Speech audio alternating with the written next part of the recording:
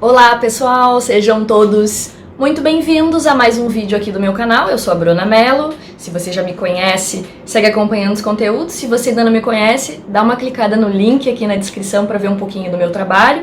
E, só para relembrar, este canal fala sobre educação, sobre o futuro da educação, sobre o futuro do trabalho, sobre experiências educacionais, ambientes educacionais inovadores e tudo que a gente possa trazer e agregar aqui dos assuntos que têm sido mais imperativos para o universo da educação e a sua conexão em diferentes contextos, em diferentes áreas do conhecimento.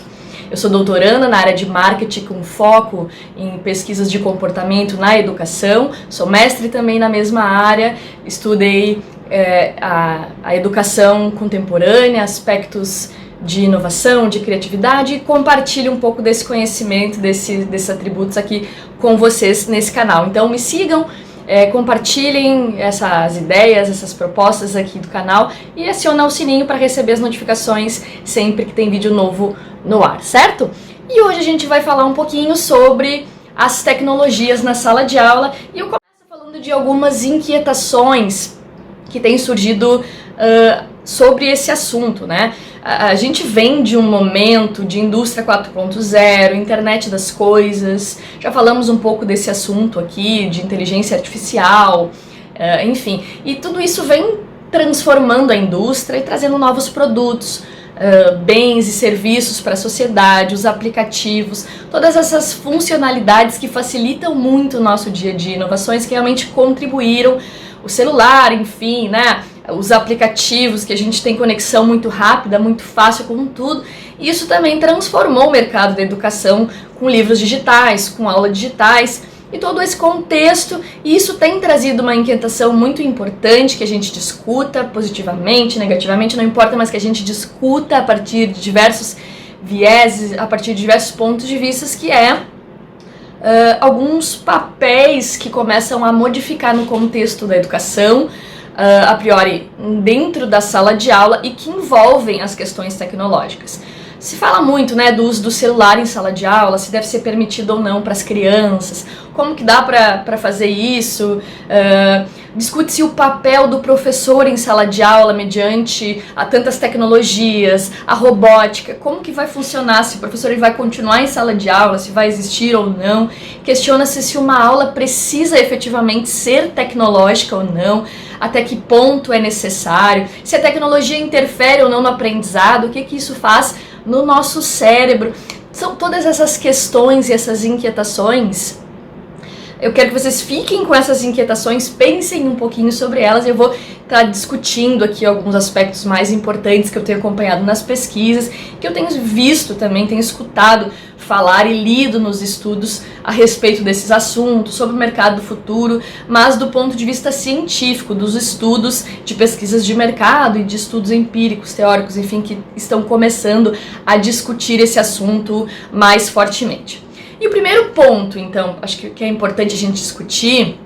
é que essa transformação tecnológica, ela traz um certo receio pra gente de como vai acontecer a sala de aula, se as salas de aula serão apenas virtuais, apenas o EAD, se o ambiente de sala de aula, o ambiente físico vai sumir, né? Na verdade, a gente não tem essas respostas claramente, a gente não tem como definir como será, a gente consegue a partir de alguns atributos, assim, de premissas de mercado, de estudos, né, sobre o futuro, enfim, ter uma ideia do que pode acontecer a partir do momento que a gente entende que essa tecnologia está cada vez mais em transformação, mudando cada vez mais, e isso altera o cenário significativamente, né? A gente não tem certeza, mas a gente consegue não previsões, assim, mas entender alguns cenários que possivelmente acontecerão, e a sala de aula, o contexto educacional, ele entra muito em voga nessa discussão a partir do ponto de vista de aprendizado, como as pessoas estão aprendendo e como elas vão aprender em relação a tanta tecnologia. E um aspecto importante para a gente pensar sobre isso é que quando a gente fala em futuro da educação, o futuro, né, do mercado, a gente tem que pensar num aspecto que eu bato bastante nos meus conteúdos de trabalho profissional, que é a nossa mudança de mindset sobre a educação, sobre a sala de aula. Começar a olhar para esse universo de uma forma um pouco mais diferente, sem tantas barreiras, aceitando mais os erros, que as coisas podem acontecer, que as mudanças elas são cada vez mais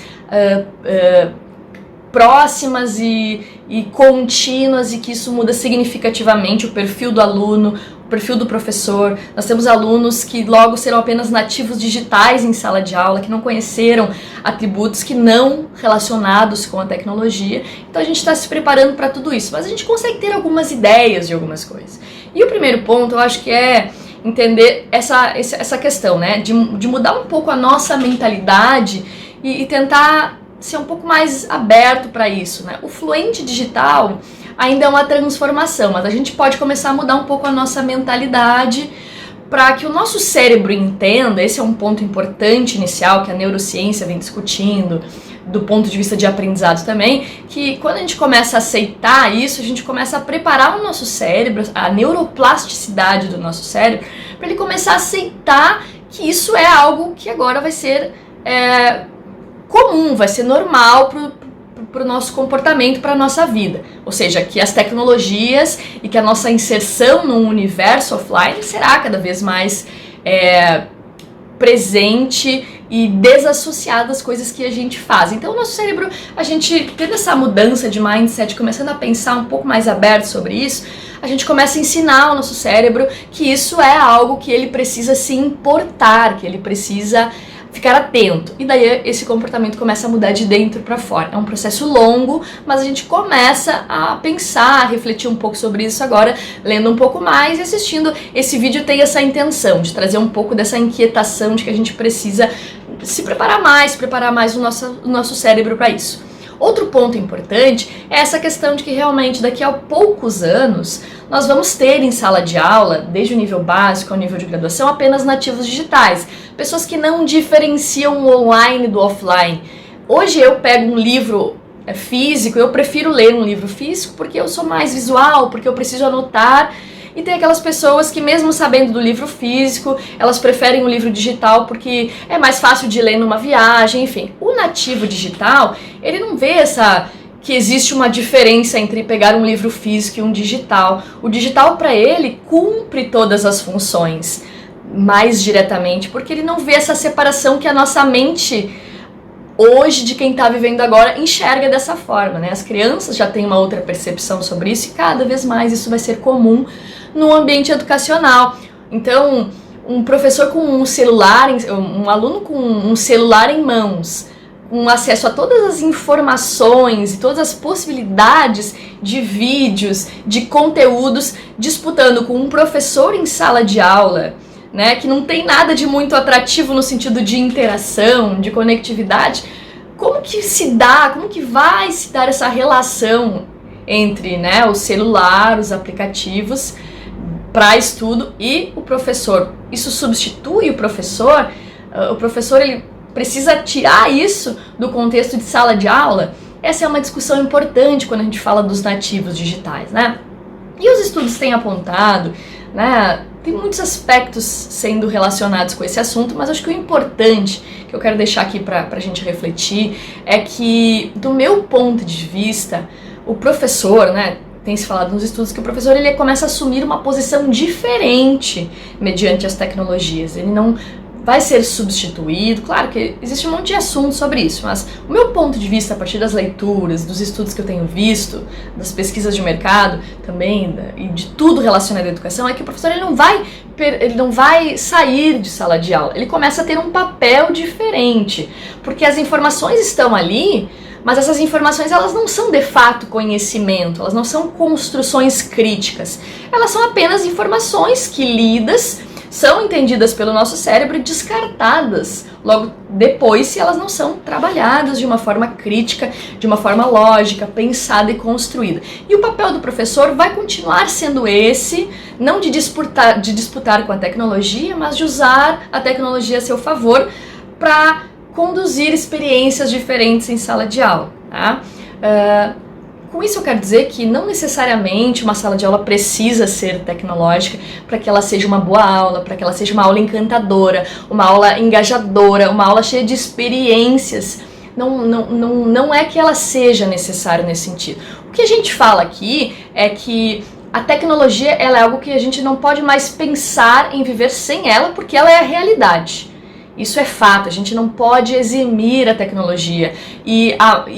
esse pessoal mais novo que vem com isso, e as gerações que vão vir mais forte com isso, como elas já vão vir com essa questão tecnológica mais fortemente engajada, já no modelo mental, a gente vai precisar lidar com isso de uma forma mais natural, porque será uma coisa natural. Então a gente não pode deixar de pensar, não que eu precise de uma aula tecnológica, mas eu não posso mais deixar de pensar que o contexto tecnológico, de uma mentalidade tecnológica, de um ambiente de buscas mais relacionados com tecnologia, está sim presente e não pode mais ser retirado de um contexto de estudos, de busca de informação. O papel do professor ele muda no sentido de condução, de ajudar no senso crítico, ajudar essas pessoas a se desenvolverem, a transformarem essas informações em conhecimento a partir da crítica, da discussão. Se for uma sala de aula presencial, o olho no olho, que transmite muitos aspectos emocionais, emoção muito associada ao aprendizado, tem sido estudada na psicologia cognitiva, na neurociência, que as pessoas aprendem muito pelo laço emocional, pelos storytellings, pelas construções bem elaboradas que criam contextos de aprendizado mais significativos. Isso é o que de fato importa, né? A gente precisa então pensar que a tecnologia é algo que a gente não tem mais como fugir, e se a gente conseguir trabalhar com ela e criar conexões com ela, ótimo, melhor, a gente vai criar um engajamento com pessoas que já estão com a mente conectada com a tecnologia e que vão aprender melhor assim, pensando dessa forma. E de um outro ponto de vista, se essa aula de aula não for tecnológica, ela pode acontecer da mesma forma, mas a gente não pode eximir esse pensamento de que a tecnologia ela está aí e que ela contribui, né? Eu posso fazer uma ótima aula se eu tiver ótimos métodos de aprendizado, ótimos métodos de engajamento, de experiência com os alunos em sala de aula, transformando-os em protagonistas de fato, que eles façam as leituras ou pelo celular ou pelo livro, isso não importa, mas que eles façam e que a gente consiga criar conexões a partir dessas informações e criar um aprendizado significativo. E a contribuição da sala de aula tecnológica, com tablets, com robôs, com gamificação, com edutainment e outras ferramentas interativas, elas auxiliam esse cérebro mais condicionado, mais fresco para isso, a criar conexões mais rápidas, a entendimentos mais rápidos. Tem se falado aí de uma nona inteligência, das múltiplas inteligências do Gartner, que nós já falamos aqui nesse canal também. Tem uma possível nona inteligência que pode ser aí atribuída ao modelo dele em breve, ou daqui a algum tempo, está sendo estudada ainda, que é a inteligência digital, né, que está relacionada à fluência digital, tentando mostrar por esses estudos, por isso a inclusão talvez no modelo, né? É uma possibilidade, eu não estou afirmando, mas se estuda essa possibilidade de que ela entre no modelo, a partir de alguns testes que ainda estão sendo feitos, para dizer que muitas pessoas e essa nova geração aprendem, desenvolvem muito mais essa inteligência digital, a partir de elementos digitais, de construções digitais, conseguem aprender melhor. Então a gente não pode eximir, porque isso é uma inteligência, é um tipo é uma forma de aprendizado que tem sido significativa e estudada nos estudos de diversas áreas que se relacionam com a educação, então a gente não pode deixar isso de lado, né? Então é importante se atentar a esses aspectos. Os robôs são legais, já são utilizados em países de primeiro mundo, em outras situações acadêmicas de outros países, Japão, Suíça, Suécia, enfim, né? Europa, em vários lugares, né, já usam esses modelos, mas isso não desqualifica o professor em sala de aula, porque a essência da educação é o aprendizado. Se a gente conseguir conectar isso com uma cultura digital, fomentar uma cultura digital, para que a transformação de fato seja de dentro para fora, a gente consegue de fato ter uma aula tecnológica que dá certo, com contextos tecnológicos, com atributos tecnológicos, ou quem sabe num futuro aí a vir, um universo educacional 100% online, 100% EAD. A gente não sabe ainda o que vai acontecer, mas essa mudança ela vem de dentro para fora, de uma cultura digital, de um pensamento disruptivo nesse sentido. E a minha proposta com esse vídeo é ajudar a todos que a gente consiga ir transformando essa mentalidade e aceitando um pouco mais mentalmente a tecnologia na nossa vida, para que a gente não sofra tanta interferência dessas mudanças quando elas de fato forem uma realidade muito, muito mais presente do que é hoje, né? E as previsões são que, dos estudos, alguns estudos, que para 2030 a inteligência artificial vai se igualar à inteligência humana em diversos aspectos. Isso muda muito diversas realidades, diversos contextos de aprendizado, de vendas, de mercado, de estudos. Então a gente tem aí algo que vai acontecer daqui a 11 anos, segundo os estudos, e isso é pouco tempo, é muito próximo de nós, então é legal que a gente comece a pensar sobre isso, refletir e começar a mudar esse nosso mindset aos poucos, buscar ajuda para fazer isso, porque ninguém consegue sozinho de um dia para a noite, mas o importante é a gente tentar e buscar se qualificar para isso a partir de competências, de habilidades que podem nos ajudar, inclusive nas nossas profissões, que serão cada vez mais relacionadas com tecnologia, porque os clientes são mais tecnológicos, as empresas mais tecnológicas, então o nosso preparo acadêmico, a nossa formação de habilidades, competências, conhecimentos serão mais voltadas sim para aspectos que conectem a tecnologia e nos permitam explorar esse mercado de uma forma mais fluida, mais natural. Certo? Era isso que eu queria passar para vocês nesse vídeo de hoje. Reflitam, compartilhem a informação e comentem se vocês tiverem alguma pergunta ou algum aspecto que queiram contribuir aqui, fiquem sempre à vontade para participar. Um grande beijo e até o nosso próximo vídeo.